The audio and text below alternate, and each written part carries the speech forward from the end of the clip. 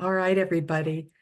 Well, to get started, as I said, the pre-class video was, I say, if you paid attention, it was an old video. It was from last year. And at that time, we did this class week 2. We changed things around this year. So in the video, I said it was going to be about 15 or 20 minutes, and it ended up being 37. When I get talking about this topic, I get very passionate about it. So we're just going to review real quick what I said for those maybe who didn't get to watch it, but this will not be 37 minutes. So if you have any questions, maybe after I review it, we can do that as well. So we all have relationships that seem to take a lot more work than others. I would, at least if you're like me, you do. There are some relationships that are easy and they're just, they're really natural. Others, you realize the older you get that they're going to take some work. Maybe it's a sibling, a parent, a coworker, a boss, friends. But what we know is that the Bible tells us that family systems can be passed down from generation to generation. And so in some ways, the way we relate to others is in our DNA. Okay, so we are our own people, but we're greatly influenced by our first formation, our families of origin, the way we grew up, and how our unique personalities responded to all of that. So I'm not telling you anything you don't know. You may see the similarities for your family, or maybe you don't see them, and maybe this class will help with that. But there are practices that can make a difference. There are ways that you can learn to move and to be in these relationships that can bring the change that you want, or just bring change that's needed. Sometimes we don't want it to change. So there's no prescription, there's no formula. It really comes from an intentional desire to walk with Jesus and reflect on things as you go. He longs to bring light and freedom into our lives. And so he can be right there alongside us as we go. Tonight, we're going to look deeper into first formation and family of origin in a new way that will help empower our futures together. So one of the main values from the pre-class video that I want to think about is how to create a shared identity with your future spouse. So a shared identity is meant to glorify God and be uniquely who you are and who you are going to be, or you are as a couple in this world. And so that being said, having Jesus be at the center of our relationship is what fuels that, is what helps that to go.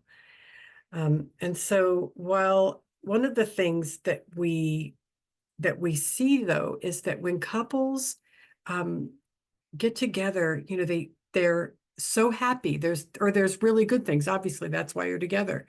And so you see things maybe in each other that you're not sure about, but may be afraid to talk about. Now, I may not be talking to you, but a lot of times couples they're avoidant of conflict, or they don't want to have conflict because they think it's a bad thing. Well, we're gonna do a little bit of work to help create good conversation around conflict. But what we want to articulate here is that while we hope to change and grow during our lifetimes, we don't want to marry somebody hoping that they will change. Okay, so if I were to say, well, maybe it'll be better when we get married, that won't be a problem once we're married, whatever it is, for whatever reason. That can become really destructive, because guess what? It might not change. There are things about all of us that are difficult. And maybe in the beginning we think, oh, this is great, but that, that's kind of unusual. And so, but we don't say anything. And then later on, it can come up as a problem. And so what we want to do is realize that we are all uniquely different, and that when we come into this relationship, we don't want to say to ourselves or anyone else, oh, well, that'll change.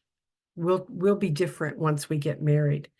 The other thing is that couples often say, he or she makes me a better person, or they bring out the best in me, the best version of myself. I am the best version of myself with them. And while that is true, I always say that it might be more helpful to take responsibility for myself and say, it's not up to that it's not up to them to make me a better person, or I'm not looking to what they do to be what I need in my life. It's a nice plus when it happens, but it's not the reason. And so I prefer to say, even if this thing about the other person never changes, even if in 20 years they are still who they are, I want to marry this person, or I don't ever really want to be without them. I think that was when I got married. We weren't sure. My husband and I had a 10-week engagement, you guys. It was nuts. I always say we're 70s, we were 70s kids. But what we knew was we never wanted to be apart, and we knew that very early on. And so that was easy. But saying we hope something will change is not the problem. It's saying that if that doesn't change, I don't know what I'll do. So I don't want to harp on that. I like to bring that up. I just met with a couple of weeks ago who has been married about 5 months. And the woman was in tears saying, I really thought it would change after we got married. And they were referring to step parenting issues. And really, that's really hard stuff. But I felt, I thought, well, we talked about this, we went through this before, but they're in a really, really hard place now. And so, it was brought up to my mind again that what we want to do is do that hard work of saying, I know who I am, and I know as much as I can who you are, and this is what I want. This is what I'm ready for. So remember, hoping that someone would change is not bad, but marrying them, hoping they would change, is what we have to be wary of. So you get to discover together who or what your shared identity will look like. Talking about your values, talking about and understanding each other's values is one of the most important things. And hopefully through these classes, you'll start to even understand your values even more, if you don't already. I mean, some of us are a lot further along, but articulating that to one another helps us to differentiate, which you heard we talked about a little bit on the video. And it's very important that we do that. So there'll always be differences between you. You're not ever going to share every value, share every point of view. There's always going to be differences. But as much as we can, we want to understand and know them, making space for the different, the other in the relationship. We don't want the person to become like us, right? That's what we have to be aware of when I start wanting everything to go the way that I would do it. And, we are all human. That's kind of a human nature thing. So there you go. When you see that coming up in yourself, you say, there's something else here that I need to pay attention to and to be open to. Can I do that with this person? So one last thing, we are not talking about unconditional love here. And I like to just start out with this as a disclaimer. I personally believe that unconditional love is only, like Jesus is the only person that's ever been able to do that. He's the only one that knows all of the motives, all of the things in our hearts, who we are, where we've come from. He knows everything about us and loves us. We are human. And so we're limited in our ability to say, no matter what, I love you. We will be challenged in this. So if you find yourself longing for it, in other words, I want to be unconditionally loved by my husband or by my wife. Think again and realize that that's something that you need to go to God for. When I focus on my husband and want to get love from him, I'm putting him in a really untenable situation. It's a one that he cannot win. He's a human being.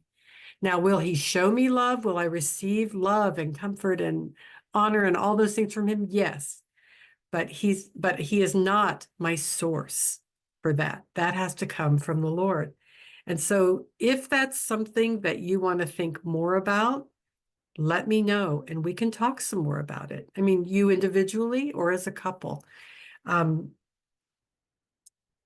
we look for it from our spouse, we are going to be disappointed.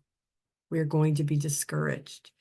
And so, right, I just want to say that as a disclaimer. If you want to talk about that more later, we can definitely do that.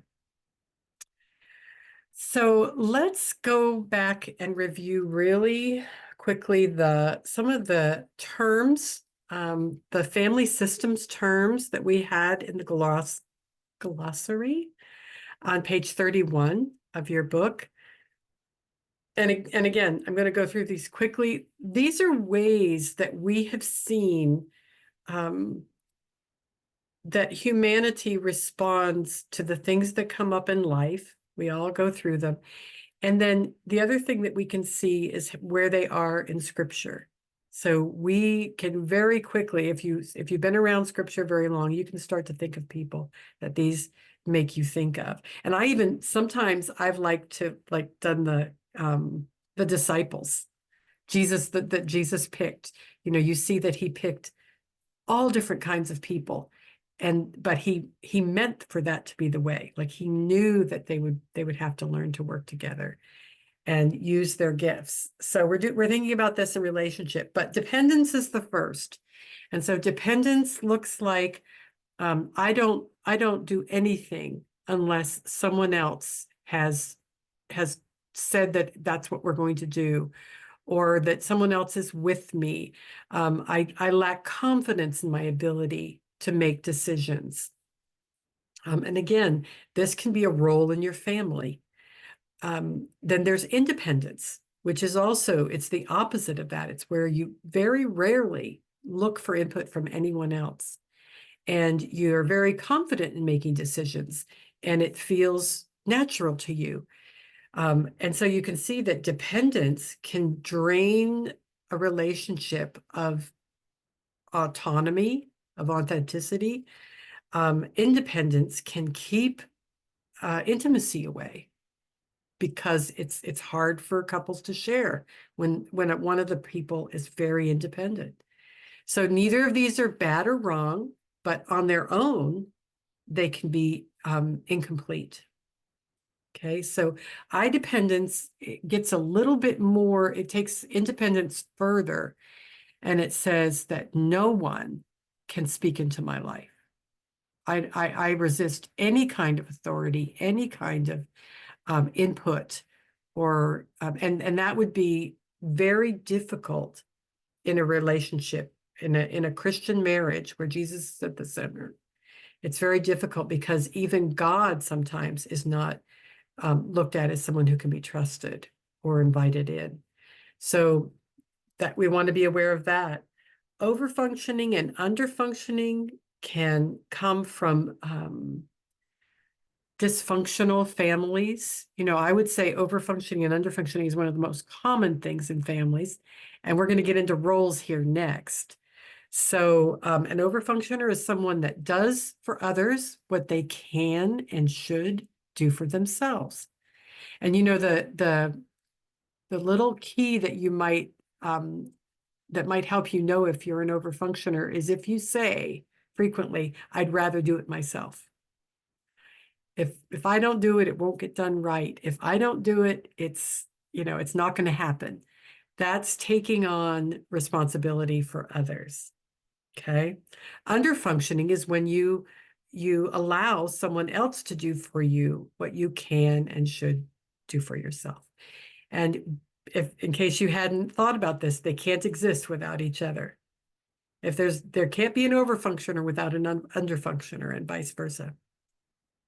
So what I'm not talking about here is where some people have gifts and they do more than the other. Like, let's say finances. One person's really gifted, really loves it, does a really good job. They do all the finances. That's not overfunctioning. It would only be underfunctioning if the other person never knew what was going on, had no idea. I see some smiles.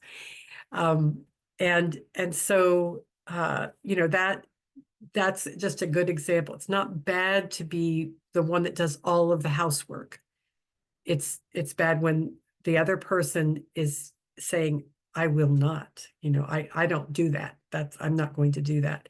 So you're not living in an egalitarian kind of an equal relationship. And then differentiation. This is actually what I love to say is Jesus is the most differentiated person that ever lived. There's a few really good books coming out this year about this that I'm looking forward to. But what we can see is the way that Jesus walked the earth as a differentiated person. He knew who he was, and who he belonged to, but he knew who he was, and he was singularly focused. So he didn't take his identity from what other people thought about him. We wouldn't be here today if that had happened, right? Like, he really knew who he was, and he did not let that, what other people thought or wanted from him, get in the way. So differentiation is the desirable, you know, if we have these other things that can get kind of wonky, differentiation is the kind of desirable way of being in a relationship where you get to be you and I get to be me, and we work together to make things work out.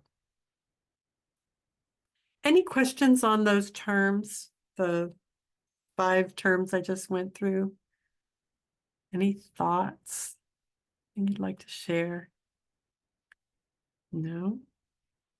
Okay, clear as can be. I do have a few book recommendations I'm going to give at the end if you want to learn more about this. So with keeping these things in mind, let's talk about anxious systems or anxiety and our roles in our family of origin. So you're going to start thinking back here into your family of origin, and we're going to do this for a couple of weeks. So, you know, kind of just get into this mindset. The roles in our families, there are roles, there are different roles. And when I start naming these, they might make sense, might make more sense to you, but it of course is going to depend on how many people are in your family. The bigger the family, the more, you know, people might fall into different roles, but you may have 1 or 2 that you really held in your family, again, depending on the size.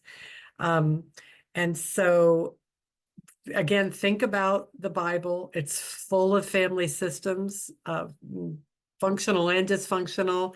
They're colorful, and you can think of people like Joseph and his brothers, and as I said, the disciples that Jesus chose. So here we go. I think you can follow along in your manuals too. The first is the hero child, and this is the person who can do no wrong. People often associate this with the firstborn, but it's not always. It wasn't in my case anyway, and maybe not in yours either. It's not the only thing. Then there's the glue. So the family member that everyone looks to in a crisis or in trouble. They're the ones that hold everybody together, that make sure that family things happen, that try to keep everybody on the same page.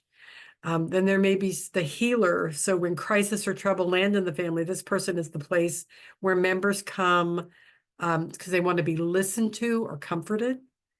And they want someone who's going to help to keep the peace in the group. Well, there's another one, mediator or peacemaker. Maybe you saw yourself as that, or maybe your family did, where you see both sides and you helped your siblings or your parent, whoever, to kind of come back together. And then the last one, there's 2 that are kind of alternate, scapegoat or the comedian. So the person that always makes everyone laugh, or maybe the one that everybody always blames. That's a really sad thing to think about, but they're often in a family is, you know, or maybe it's called the black sheep of the family, where they're always they always seem to be messing up or getting in trouble or struggling with things. And so so we have those general categories. So what I'm going to ask you to do now is we're going to take 5 minutes, maybe 10 minutes, and I want you to think about and share with one another what you see your role in your family of origin as being. So remember, this is so you can be aware and understand and create the shared identity with one another. Okay, so Were those identity things on a page in the booklet? you know what? If somebody sees it, call it out. I'm pulling it up right now because I did not put that in my notes. 36. Thank you. Ladia, yes. All right, page 36 in your manual, they're listed there. Okay, so everybody take that time. You can turn your cameras off while you're talking or not, but I'll keep the timer and take attendance while you're doing this.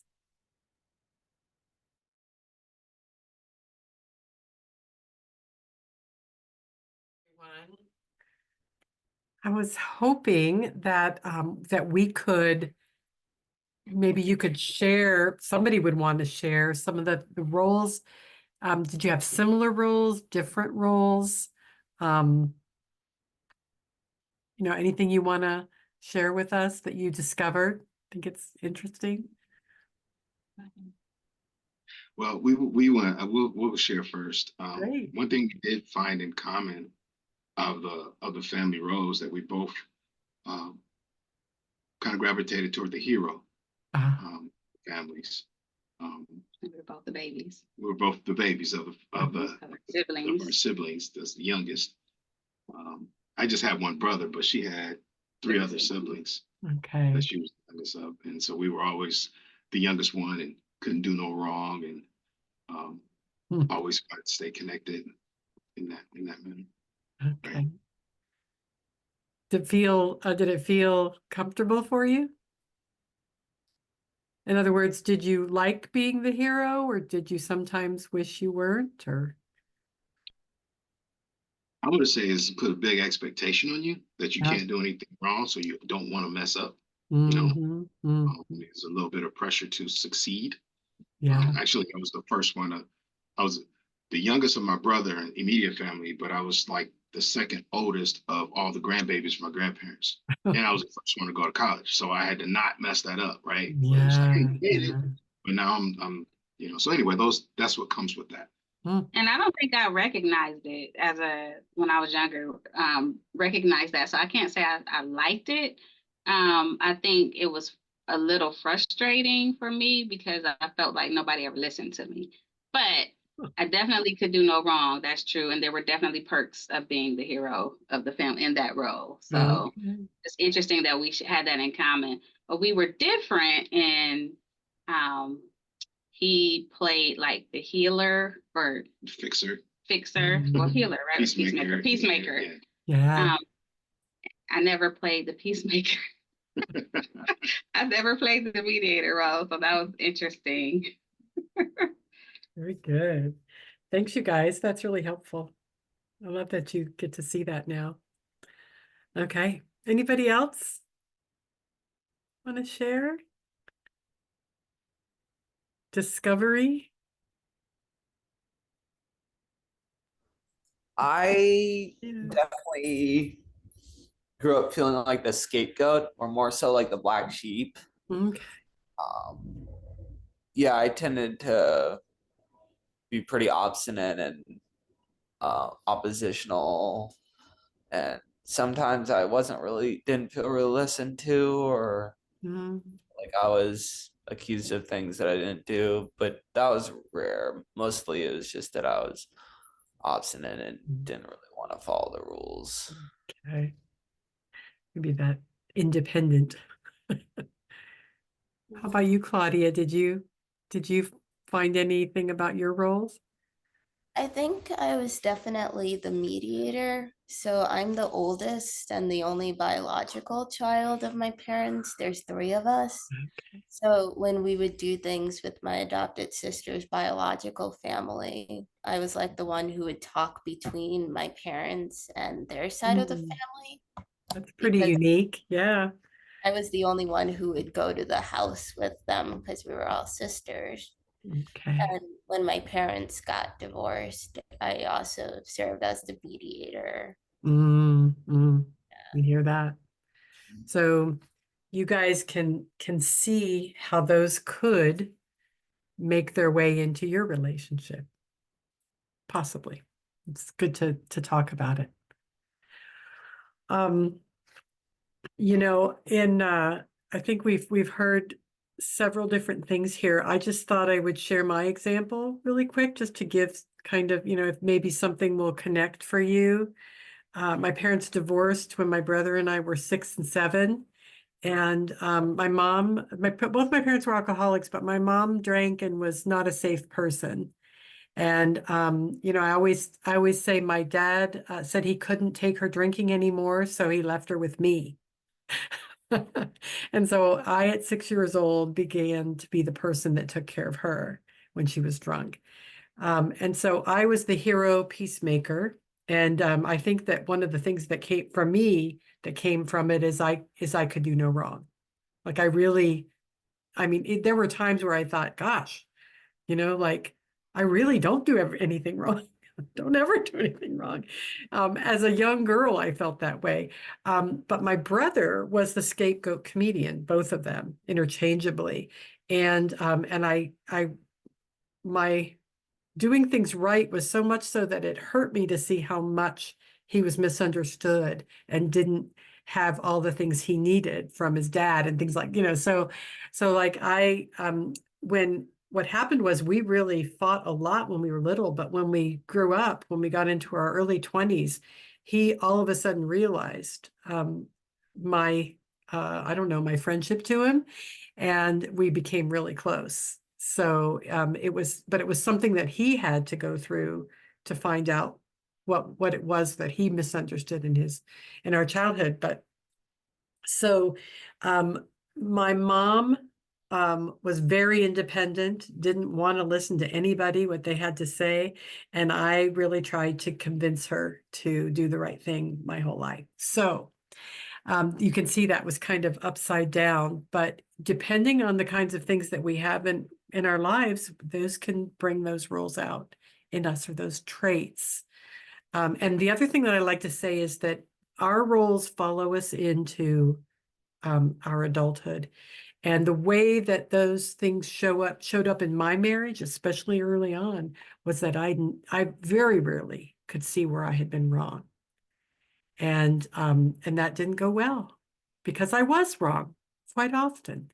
And maybe it was even just the way I was coming at things. But you see that the way that you find these things out is when you hit up against each other's roles, each other's personalities. So the one thing that I think that is important to think about is how our families of origin had anxious systems in them. So I've just mentioned mine. Claudia mentioned hers, Ian mentioned his, where there was something going on. There was anxiousness in the system, and we maybe either we recognized it or we didn't, but now we see it. And so it's really good to think about what part or role you might have played in that. And again, a lot of times, like, I had no control over, it wasn't my fault that my parents divorced and my mom was drinking, but I did decide that this was who I was going to be, and I was going to play that role in some ways. And so if you guys, maybe even for homework, can be thinking about how, what the anxious system was in your house. And again, what you're looking for is maybe even your parent or parents. The other thing I've been saying is parents, but some of us weren't raised by our parents, or not both of them anyway. And so whoever it was who raised you is what you want, the system you want to look at. where the other thing that's huge here is the way you were raised spiritually. So what is the spiritual background of your life? How did it impact who you became? And how much of that has carried over for you? How much of it do you feel is no longer doesn't fit for you? You know, I'm not talking about losing your faith, although there may have been struggles from time to time in your life, but just in general, the way that spirituality was practiced in your home. So it can be like mine was absolutely zero, no spirituality. That's why my husband, like I said, he was afraid of me because I didn't grow up like that. I didn't have rules like that. But maybe it's anywhere from there to very highly rigid or disciplinarian or, just really difficult fundamentalist religion that was really hard for you. So see where those things were in your life and how it affected how you relate to God today. So you see this family of origin, it can go into money. You can find where you just say, the way that I relate to money or how I handle money, I see where that comes from because of XYZ. At the very minimal, we have like spenders and savers, right? Like, a spender marries a saver and they're off to the races. Those two people can exist, but they have to understand where their motivations come from and that they're not right or wrong. One is not right, one is not wrong. So I thought about having you do that now, but I really think that that's something you can continue to talk about on your own. And when I say think about the anxious system in your home, when we're talking about anxiety, what we want to remember is that it is a natural part of being alive. We're never going to get rid of it. Like, it's not going to go away. Our response to anxiety is what can be more, healthy, I guess. The way we respond, the way we're triggered by things. And we're going to talk next week a little bit more about that, what the things are that trigger us in our relationships so that we can learn to listen and talk to one another about it. So when you think about anxiety, don't think of it as something to get rid of it. We think of it as something that we learn to manage. And you can get better and better at managing your triggers when you understand the origins from your family of origin. Okay. So let's see, we're doing really good on time. Does anyone have any questions? Anyone like to bring something up, or you guys? Are you talking about me? I was just telling you. I was just saying that explanation was very helpful. We were having a hard time understanding the last question on that page. And so your explanation was extremely helpful in explaining like the anxious systems that what caused it, to help us have the conversation about what caused the anxiousness in our family systems. Then as you were talking, I was like, oh, now I understand this question at the bottom of the page. Now I can answer that. Well, good. Very good. I was wondering if anyone has ever, if you've done anything like Myers-Briggs or StrengthsFinders or the Enneagram. Can I see a show of hands of folks that have looked into that? Okay. So all of those things, especially, I would say, especially the Enneagram, strengths, I think, come from things like what we talked about, your roles in your family, where you just, what your things were. But also the Enneagram can kind of give you an idea of what your motivations are in life. So when we look at our parents, we think about our parents, we can see look at their personalities, their lives, we can see where the anxiety came from in their lives. And then, just the things that happened. So I'm sure that I imagine you all have talked about your families of origin.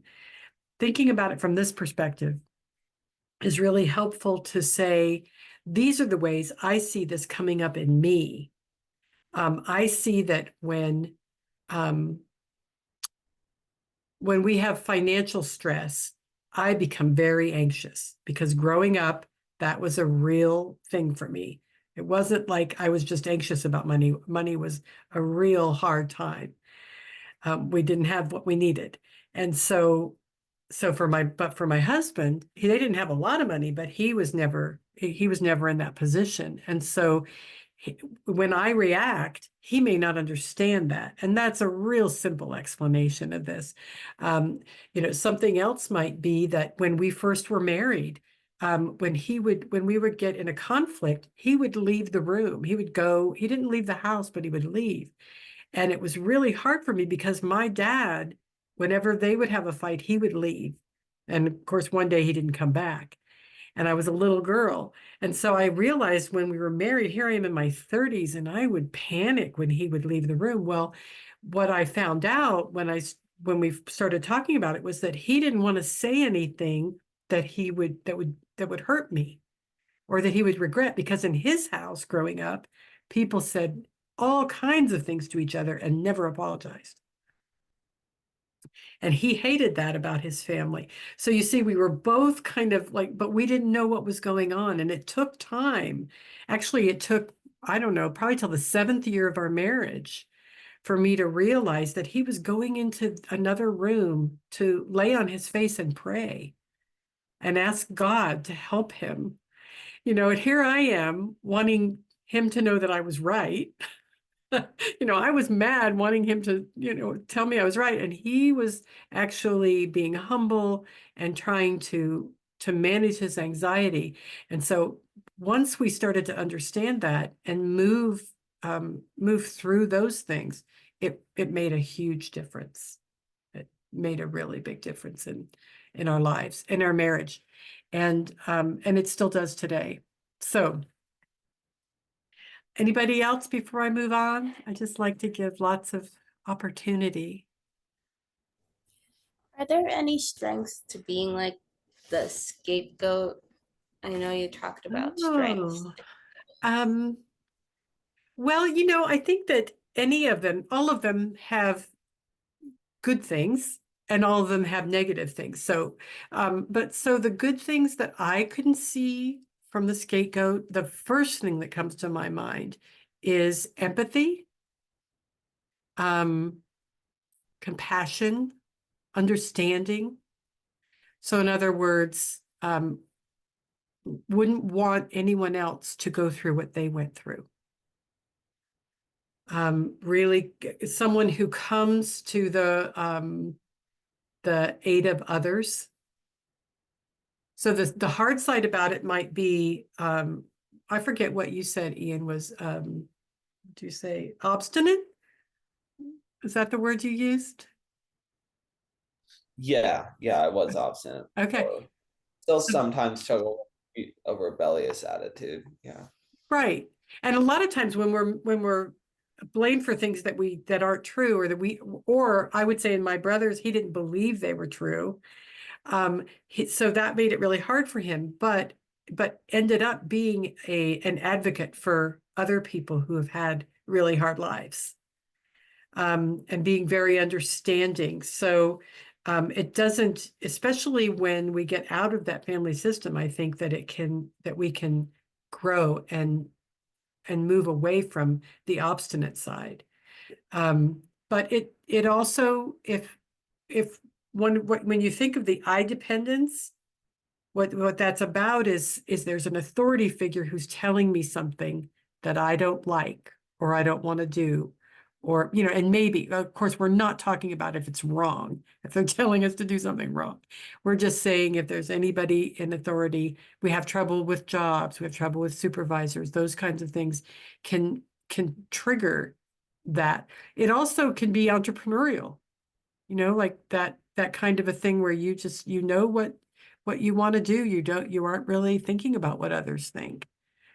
And so does that help a little bit? I think there are good things.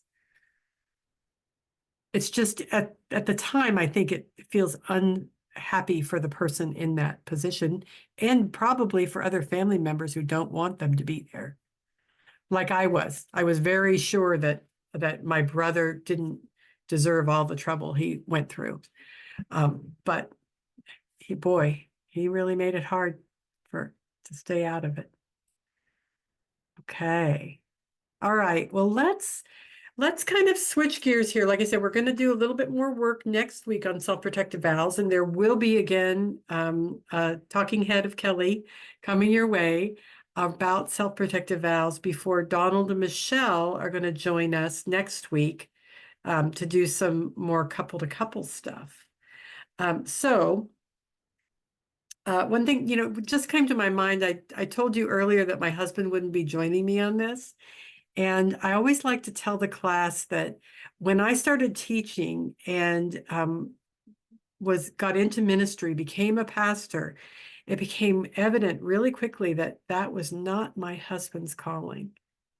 And so he is by trade he's many things, but he is like a videographer and audio and video editor, which is, so he's comfortable behind the scenes. Actually, he does all my lighting for this. He gets really into doing lighting. I told him, honey, everybody else is just sitting in their living room with nothing, and he's like, no, you need to be able to be seen. So, but he does not like to teach. He does not like to be in front of people. And we have had to work that out. I've had to learn to be okay with that. He gets to be him and I get to be me. And so I've always invited couples to join me so that you guys get to hear from couples as well. So that little side note I didn't mention in the beginning, but he does love what I do. And we talk about it all the time. So, all right, we're going to move to unhealthy behaviors. And we used to call it healthy, unhealthy behaviors. But the reason that we do this, so I start out with a explanation, and then hopefully you'll see as I talk about it. The reason that we do this is because we have seen, as you know, Vineyard Columbus is a large church, and we have had a marriage ministry for almost 25 years now to crisis couples. So we see every kind of struggle that there can be. We also see God heal amazingly people's marriages and their lives. And so unhealthy behaviors is going to refer to different kinds of abuse in relationships. I don't like to talk about it. It's not what's on the mind of couples who are dating and engaged.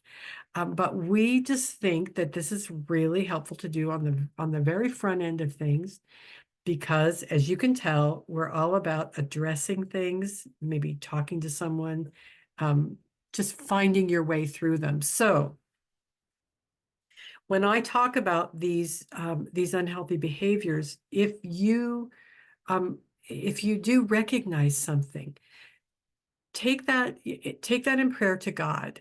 Oh, I think I just lost somebody. Oh well. Take that in prayer to God, and be able to think through it before you talk to your partner about it, or before you talk to someone else about it. Really, just take your time. So again, these behaviors can be learned in childhood in your family of origin. Sometimes they actually are defended as being good or right or okay, nothing wrong with them, but we want to challenge that. So they can be really difficult to change or eliminate. You likely will want to justify or defend them, even if you dislike them in childhood. So in other words, a person who is disciplined very severely as a child may have not liked it, may have thought, hated it at the time, but then they end up believing it's the right thing to do when they become a parent. And if depending on where you are, who you're married to or who you're partnering with, that could be an issue. So we definitely defend things if we think they're the right thing to do, but we want to be able to look at them from a godly perspective. So example that I give is that because I was told I could never have children, we never talked about being parents. And then we were parents so fast. And what I realized over time was that we had very different philosophies. So I don't know where I got mine, but my husband, he was raised in a Christian, fundamentalist Christian background that said that children are born sinful and we need to train it out of them. And I somewhere picked up the idea that they're born innocent and they learn all the bad things from us. So those are very different, first of all. Secondly, his parents were critical. They talked down to him. They criticized a lot. They were very focused on what was done wrong. And as I already told you, I was raised never being disciplined, always feeling like I knew, like there were good things about me. And so when we started parenting our son together, I would hear him, in his tone of voice, it would be like, I remember thinking it sounded like he was saying, "You stupid," to our son. And I couldn't, I didn't like it at all. And of course, he didn't like it when I brought it up. But I said, he said he didn't think there was a tone. He didn't agree with me. He didn't hear it. And so I said, well, I prayed about it and finally thought, well, what if at least, and he didn't want me to say it in front of our son, he was right about that. But I said, what if I just say the word tone to you so you can check yourself and see what you think when I hear it? And you know what? It worked. We didn't have to decide who was right and who was wrong. We didn't have to prove anything. It was just, he and God got to think about it together. He got to take that to God and begin to change that. And if he started to talk that way, he would change it, or he would excuse himself, as I told you he does, and he would come back and apologize. So what could have been considered verbally abusive, like by my son later on in his life, didn't, that he didn't see it that way. And I suppose that I should tell you that what he also thought that I was too soft, which is a very common, I think, thing in life. And so he also thought there were things that I needed to do. And like, for instance, not try and come, like if my son had done something in later years, not to interject what I thought, but let them work it out between them. So we definitely both had things we had to grow in. So think about this. Do you agree on what is abusive? What's considered abuse? I'm going to go through some definitions here in just a minute, but you might be surprised on what you agree on or what you disagree on. So we're going to think about real quick verbal abuse indicators. So verbal abuse, sorry, I'm switching to this. Verbal abuse where words are used to label, identify, or define a person or a reality. So it's anything like name calling, ugly, crazy, fat, stupid, whatever. Name calling, defining statements, you're too sensitive. You're over emotional. Why are you so angry all the time? You're codependent. So in some way, someone is labeling or putting someone into a box. Now, what I want you to hear me say is that I am very emotional. I know that. But the problem comes if my husband uses it to get me to do something he wants, or to try and win an argument or anything like that. There's just no need for it, right? I mean, we're all Christians. We're all There's just no need for that. And so if we find ourselves there, what we need to do is check ourselves. And, like my honey, just dismiss yourself, say, I've got to get a control on this.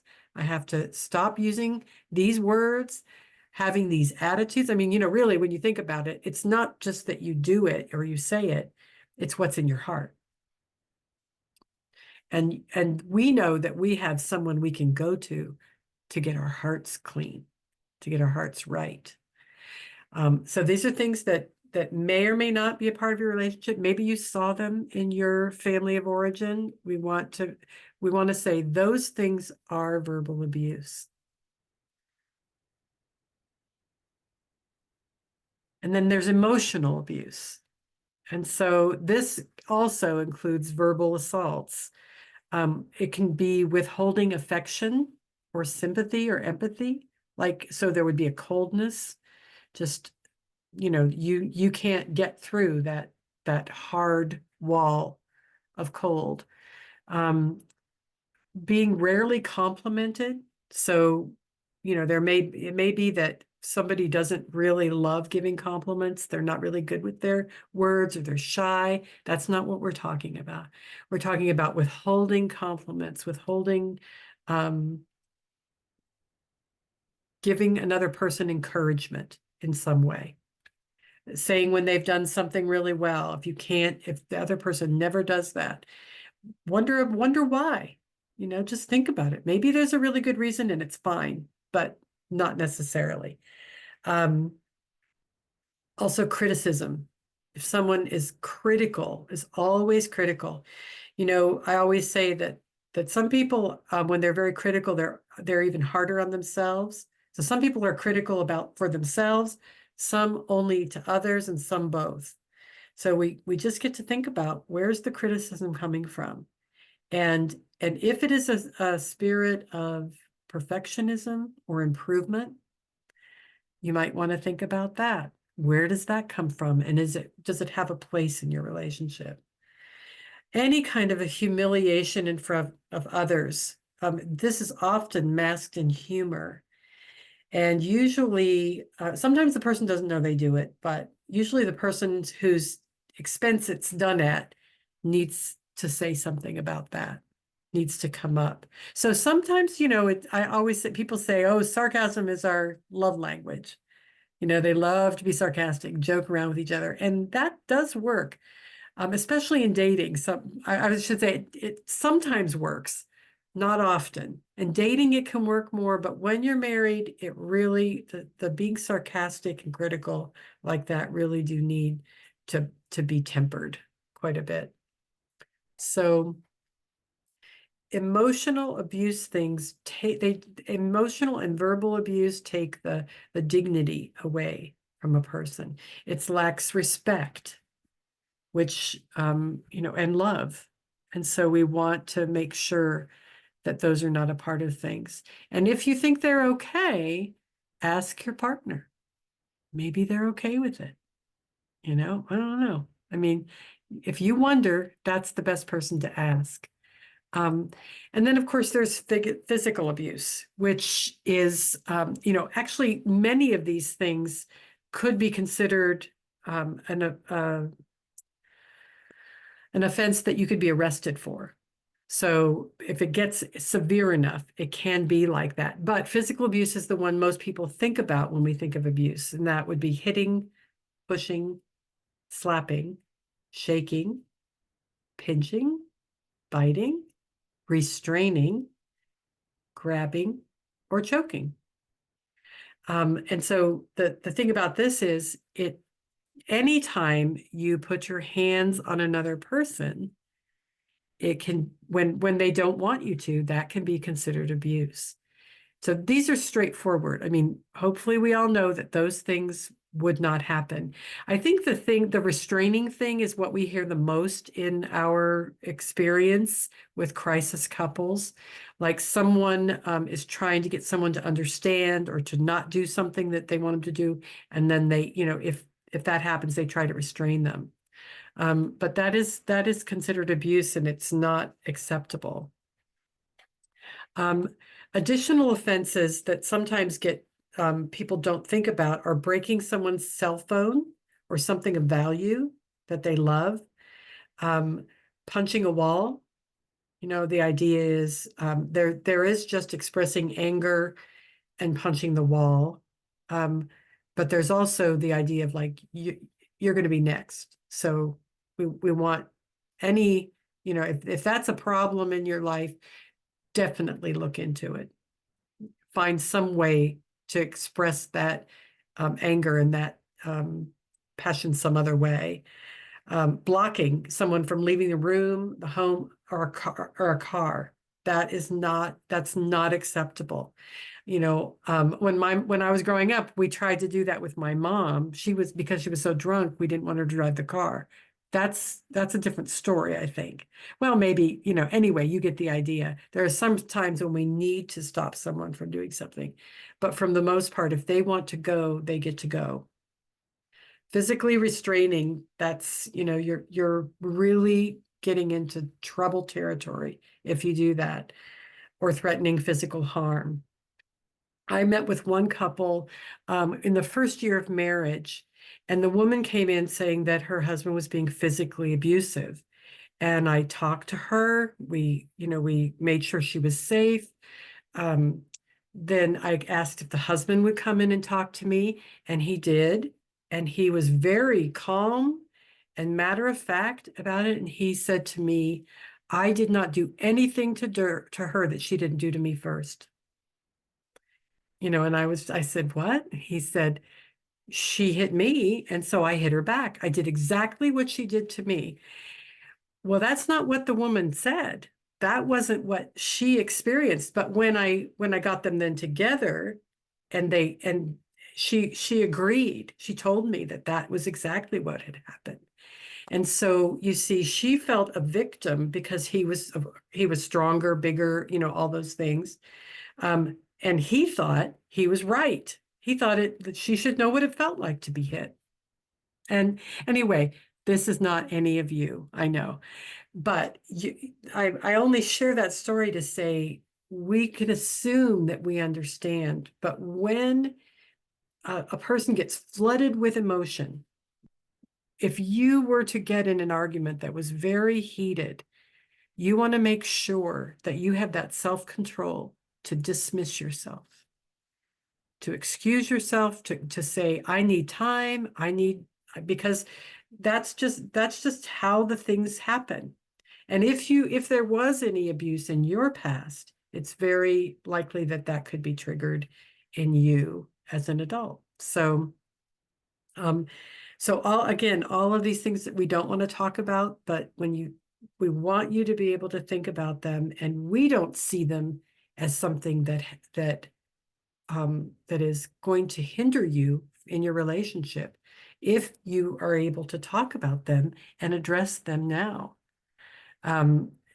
Obviously, if we hope it gets better, if we wish that it would stop, then, you know, we might be inviting a really more difficult time in the future. So being Christ-centered, I'm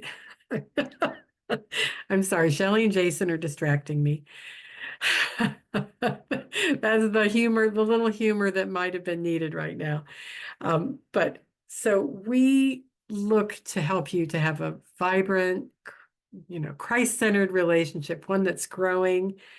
We hope that you'll take this to heart. And I want to just quickly touch on the homework. If you would look with me, and I'm going to pull that up. Let's see, what page is that on? I think it's 47. I'm going to tell you about this. Go. Indicators of healthy, unhealthy relationship application. So this was actually created for middle schoolers. And you might think that when you start to look through it. It was created for middle schoolers. So when they're dating, middle schoolers don't know, for instance, that that setting rules for the relationship, one person's making rules for the relationship, making all the decisions, or acting superior and talking down to their partner to get their way. They may not know that that's not okay. So what we're saying, we're bringing this to you and saying, take this inventory, see if you see any of this in your history, you know, like in your life, but especially right now, you've got a man and woman. Check all those, make sure you're checking all the healthy boxes. And if there's something that you're not sure about or that you want to talk to us about, please don't hesitate to come. Okay? It's pretty self-explanatory. Does anyone have any questions on that or about anything that I said? Anything rubbing the wrong way? Do we talk about what we wrote down with our partner at all? And if so, when? On this healthy indicator? Yeah. I would say yes. I would take it separately. Yeah. Okay. Yeah, but then definitely talk about it. And I always have to add the caveat, unless you feel like you're not safe. And you know, if you brought it up, it would make trouble. Then you wouldn't want to do it. But other than that, always it'd be great to talk about it. Okay. Thank you. Anybody else? Any questions? I imagine I didn't say a lot that's new for you, but hopefully it was helpful. All right, so the last thing I'm going to do is go over just some of the homework for looking for the page numbers. Looks like, yeah, okay, here we go. 37. I want to talk to you about this, what we call a worksheet, okay? Do you see shared identity homework, equal partner? So on the pre-class video, I talked a little bit about egalitarian relationships and what it would look like to be an equal partner. And so this statement here, what we want you to do is just agree or disagree. So it says, I treat my future spouse as an equal partner, yes or no? My future spouse treats me as an equal partner, yes or no? So this says future spouse. You can also say committed dating relationship. Obviously, it's in our cases, it's the man and the woman. So whether you first think about, do you do this? And then do you feel that your partner does? And again, this is to be done separately to begin with, and then you come together and talk about it. So there's some scripture here. There's an application that helps you to understand why the scripture was used in this instance. And then you're asked to think about the scripture. And again, remember, you're doing this on your own. And what keywords or phrases in the scripture were relevant or stood out to you. So you're basically reading it and reflecting on it. And then how can the scripture apply to, I treat my future spouse as an equal? Then there's another scripture, Ephesians 21, submit to one another out of reverence for Christ. So I talked about that a little bit in the video as well. So an application, again, you pick the things that stood out to you. You see here then on page 38, there are some principles. You're to choose one of the 4 principles that you feel is most relevant to you, and then how it applies to your relationship. So this is almost like you doing a little bit of a journal about this topic before you talk to one another about it. It doesn't have to be a lot. I mean, you can put 1 sentence down, or you might have a lot to say about it, or you might think a lot of it. But when you come together, that's the couples part that's at the bottom of page 38. And so it says, please meditate on the scriptures above for 2 days and then answer the following questions. Ask your partner, how do I demonstrate an equal partnership with you? Give 1 or 2 examples. So this is really straightforward, and you're asking how you demonstrate it. Now, if you find you're in the position where you don't have anything to say, you might want to turn it around and say, what would you like to be different about the way I demonstrate an equal partnership with you? So you're asking the person, like, if they're unhappy with what you're doing, you're saying, what could I do? What would you like to be different about it? What could I do to make it better? That's kind of the basis for our coaching that I talked about earlier. So again, this is just a paper way of guiding you through a conversation where you have a goal to have a resolution at the end, or something at least to move forward on. All right. Then there on page 39, there's some more personal application. This is talking about your own relationship with God. So list 3 to 4 things that define your relationship with Jesus. And then 3 to 4 things that define your shared identity with your future spouse. How do the spiritual gifts and talents of your future spouse serve as a blessing to you? So this is one of those things where you really think through. When I say spiritual gifts, it also has to do with temperaments and talents and skills. Like, so it's broad, but they're gifts that you see in the other person, and it's really great to tell one another. You probably don't need to know that either, but if you're not inclined to focus on the good things, this is an offer to do that.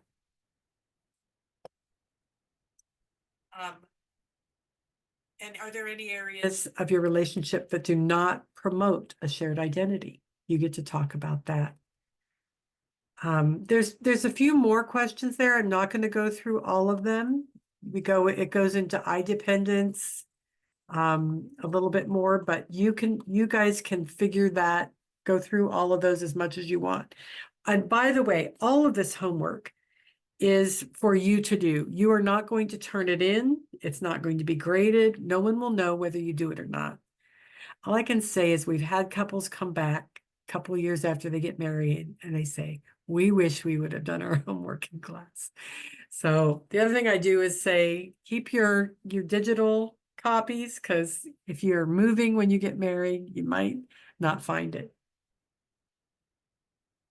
All right, so that's it for the homework.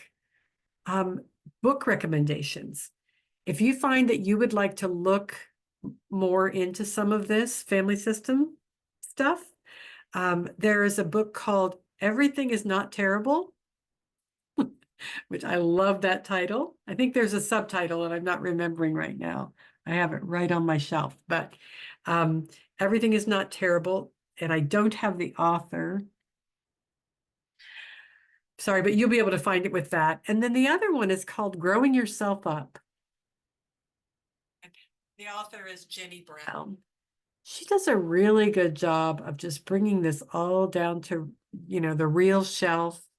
And so growing yourself up, the idea is that regardless of what we experienced in our families of origin, we now have the opportunity as adults to reparent ourselves, to have Jesus come alongside us, to join in what he has for us, and to grow ourselves up. And so I highly recommend the book. There are a lot of books out there about it, but like I said, these two I think are written by Christian people, and there are some more coming out this year that are going to be really great. So if we are done for tonight. So if you have any questions and you want to stay on or listen to other people's questions, you can do that. But otherwise, you're free to go and maybe eat dinner if you haven't, or get ready for whatever's next for you. And I will be here, like I said, same time next week with a couple. And so thank you all for being here. It's nice to Great. get to know you. Thank you for having us. Night, everybody. Thank Yeah, you. good night, and nice to meet you all. Good night. Night. Goodbye.